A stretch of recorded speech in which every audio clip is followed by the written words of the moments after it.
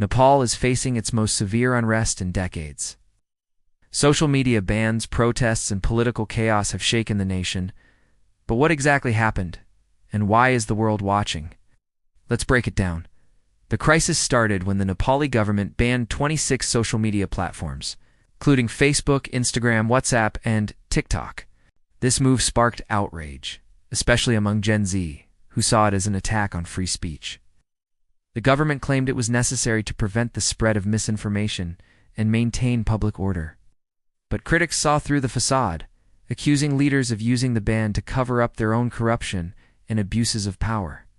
In response to the ban, millions took to the streets, waving banners and chanting slogans against the government. As days turned into weeks, the protests gained momentum. It wasn't just students and activists on the streets, but ordinary citizens from all walks of life who had grown weary of the ruling elite's grip on power.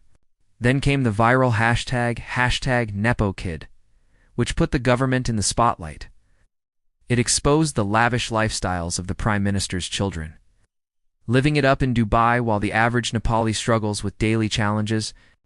The hashtag became a symbol of public anger towards the stark contrast between the extravagant lifestyles of the political elites and their families and the struggles of ordinary citizens. Soon after, the protests took a violent turn. Government buildings became targets, including the Parliament and Singha Darbar, the seat of the government. The iconic building was set ablaze, sending thick black smoke billowing into the sky. A haunting image that shook the nation. Amidst the chaos, Prime Minister KP Sharma Oli found himself in hot water. On September 9, 2025, he announced his resignation, hoping it would quell the unrest.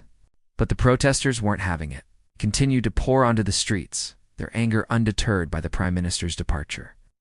With the situation spiraling out of control, the Nepali army was called in to restore order. Curfews were imposed in Kathmandu and other cities.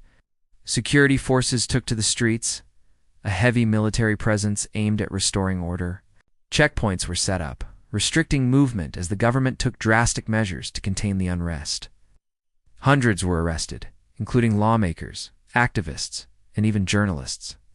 But the turmoil didn't end there. In a shocking turn of events, prisons across Nepal were breached, leading to the escape of hundreds of inmates.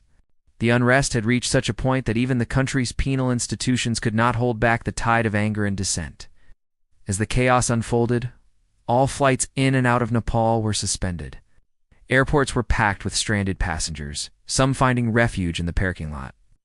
The violence had disrupted not just daily life, but also Nepal's connectivity with the outside world. Meanwhile, India, Nepal's neighbor, expressed deep concern over the escalating violence. Authorities in India urged Nepalis and Indians alike to exercise caution and avoid all but essential travel to Nepal. With thousands of Indians visiting or residing in Nepal, India's Ministry of External Affairs has been closely monitoring the situation. The ministry has issued multiple advisories, urging its citizens to stay safe and informed during these turbulent times. So what's next for Nepal? The military now in control? The streets largely empty? The big question is whether this unrest will lead to lasting change. Or will this be another chapter of suppressed dissent in Nepal's story? The coming days are crucial for Nepal. Can it steer itself out of this crisis and onto a path of lasting peace and prosperity? The eyes of the world are indeed on Nepal. Let us know what you think about the situation in Nepal. Your thoughts matter. And don't forget to like and subscribe for updates on this and more.